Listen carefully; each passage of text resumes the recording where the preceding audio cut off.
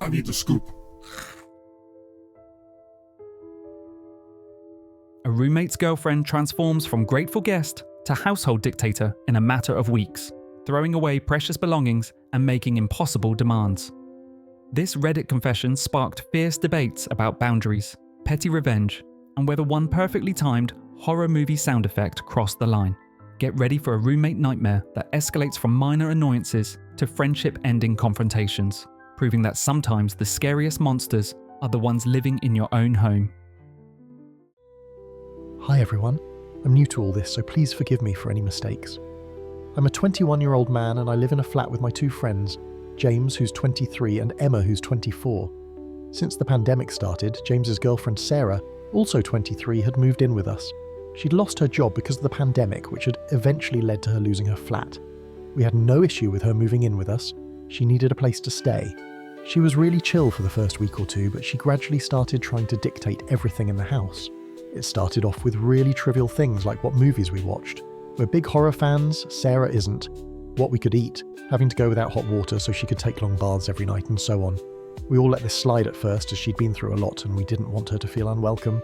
It started to escalate to her dictating what we were allowed to eat, moving things around in our rooms, taking Emma's things without permission, and even throwing our things away. She threw away my signed Reanimator poster that my dad got me because she was grossed out by it. She'd complain all the time about the horror-related items in mine and Emma's bedroom.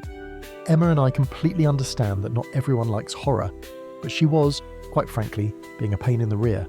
So we refused to stop wearing our horror t-shirts as we wore them all the time, way before Sarah moved in with us. They're not graphic in the slightest. Where I might be a massive jerk. It happened last week and I'm still getting a lot of crap for it.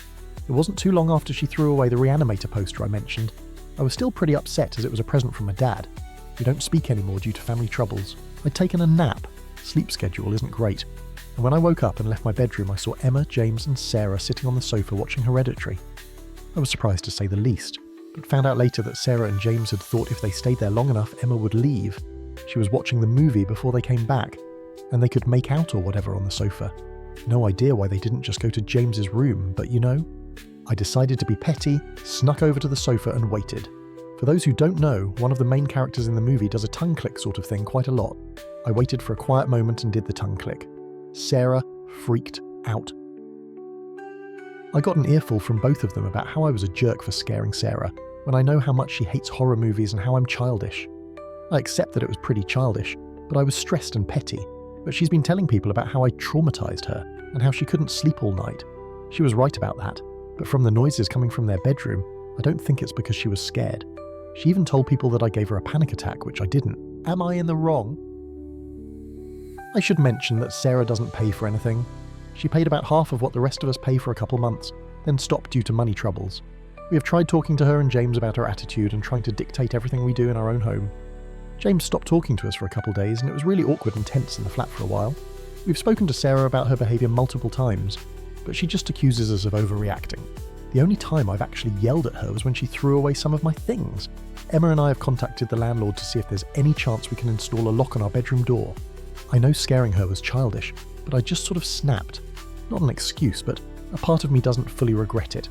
She made our life miserable and it gives me a tiny sense of satisfaction knowing that I got her back in a small way.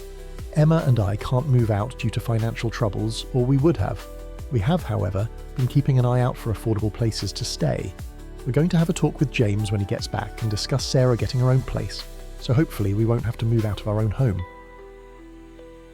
I thought it was weird because she complained when we watched Goosebumps, but she'll quite happily sit there when an adult horror is on. I don't understand her. I did have some choice words for her when she threw away my poster, but I was too upset to actually have a go at her. I know it's stupid, but I actually cried. That was something my dad got for me and it was a nice memory. We're hoping she'll get her own place, but not sure how that's going to go. Sort of a lose-lose situation. We know for a fact that James is more likely to take Sarah's side in all this. That'll just make things really awkward and tense.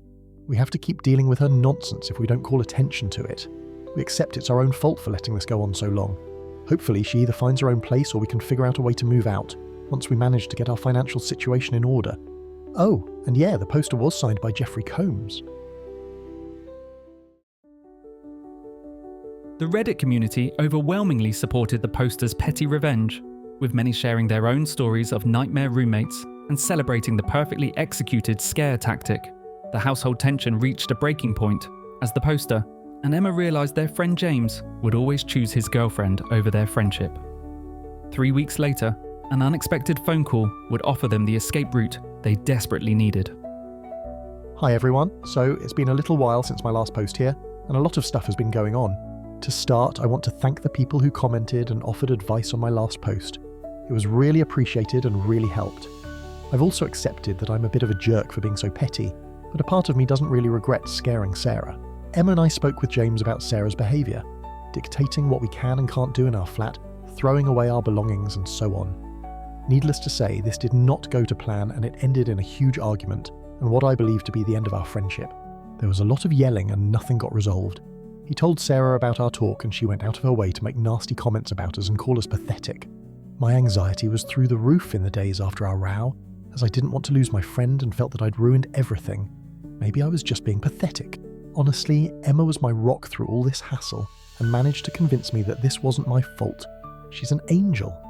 Anyways, skip to last week. We get a call from one of our friends, Sam. He'd just recently moved out of his parents' house into a nice 2-bedroom apartment. He's been struggling a bit with bills and due to a bad family situation, he can't move back home. He asked us if we'd be open to moving in with him. He knew about our current situation and wanted to help us out, plus it helps him financially. Emma and I already share a room as well, so there were no issues with the bedrooms. Plus Sam is a huge horror nerd like us, so it works out for the best. We've already given James and our landlord fair warning he was a godsend. Emma and I are moving out in a few weeks. We have some things to get sorted, personal and financial, and then we'll be out of here. Our friend's apartment is a little further away from our work and college than we'd like, but we can work something out. It's worth getting up half an hour earlier to go to work rather than have to deal with Sarah. We didn't want to leave our home because of her, but Emma already has enough on her plate between work and her personal life that she doesn't care too much, and I'm too emotionally drained to really care about the old place. I just want to move out of that stressful environment. Not the ending I hoped for, but things are looking up for Emma and me. I also saw a lot of people asking how Sarah and James reacted when we told them that we were moving out. Needless to say, James was not happy to hear that he'd have to find new roommates or pay for everything himself. Sarah was also not too pleased that her verbal punching bags would be leaving and that she might have to get a job to help pay rent. Oh, plus we're going to start saving to go to a convention together to get another poster signed once all this virus stuff is over. It won't bring back the poster that my dad got signed, but we can make new memories which will be better than just going out and buying a signed Reanimator poster, if that makes any sense. Thank you for the help, Reddit. Sometimes escaping toxic situations requires sacrificing the familiar for the unknown, but freedom from constant stress is worth any inconvenience. The original poster and Emma successfully moved in with their horror-loving friend Sam, creating the supportive environment they deserved. Share your thoughts on setting boundaries with difficult roommates in the comments, and explore our other videos for more stories about standing up to toxic behaviour and finding your chosen family.